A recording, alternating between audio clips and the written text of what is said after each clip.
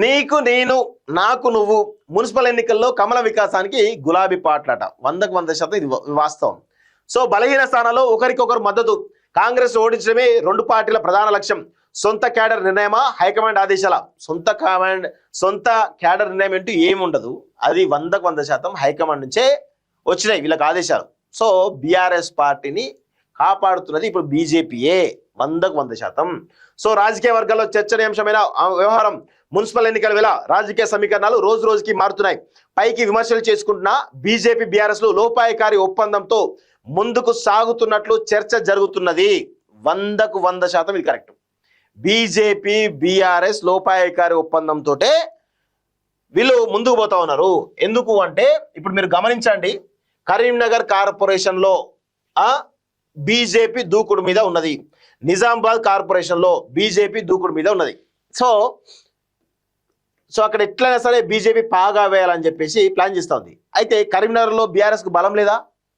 100% ఆడ గంగుల కమాక బీఆర్ఎస్ఏ కదా.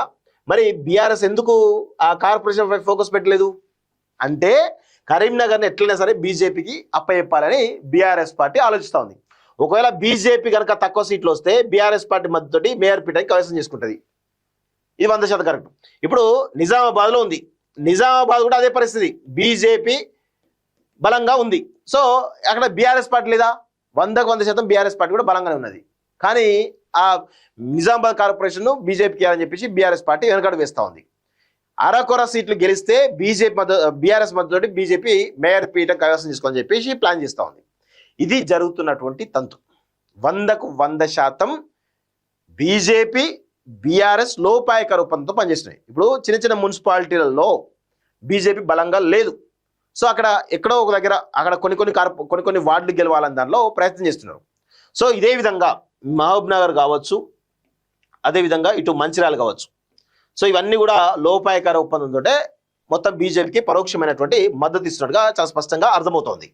సో ఒకరు బలహీనంగా ఉన్న చోట మరొకరు సపోర్ట్ చేసుకున్నట్టు టాక్. ఇంటర్నల్ గా ఒకరి కోసం మరొకరు ప్రచారం సైతం చేసుకున్నట్టు తెలుస్తుంది. కాంగ్రెస్ అభ్యర్థులు ఓడించడమే లక్ష్యంగా పరస్పరం సహకరించుకున్నట్టు రాజకీయ వర్గాల్లో చర్చ జరుగుతున్నది. అయితే ఈ ఆదేశాలు హైకమాండ్ నుంచి వచ్చాయా లేక లోకల్ గా క్యాడర్ తీసుకున్న సొంత నిర్ణయమా అనేది ప్రశ్నార్థకంగా మారింది. 100% ఇది హైకమాండ్ నిర్ణయమే, వీళ్ళకి సంబంధించి ఏమీ లేదు. ఇక్కడ మున్సిపల్ ఎన్నికల సమయంలో క్షేత్రస్థాయిలో భిన్నమైనటువంటి రాజకీయ సమీకరణలు జరుగుతున్నాయి.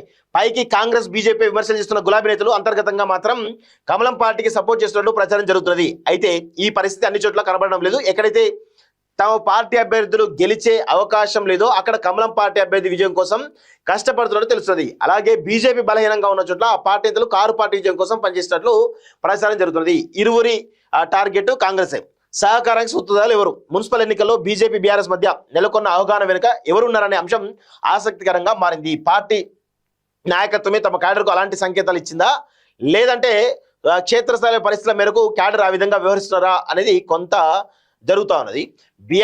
కాంగ్రెస్ బీఆర్ఎస్ మధ్య రహస్య స్నేహం ఉందని, అందుకే ఫోన్ ట్యాపింగ్ కేసులో కారు పార్టీ నేతలు అరెస్ట్ చేయడం లేదంటూ ఆరోపిస్తున్న బీజేపీ నేతలు బీఆర్ఎస్ విజయం కోసం పనిచేయాలని పార్టీ శ్రేణులకు సంకేతాలు ఇస్తారా అనే చర్చ కూడా జరుగుతున్నదంటూ చూస్తా ఉన్నాం.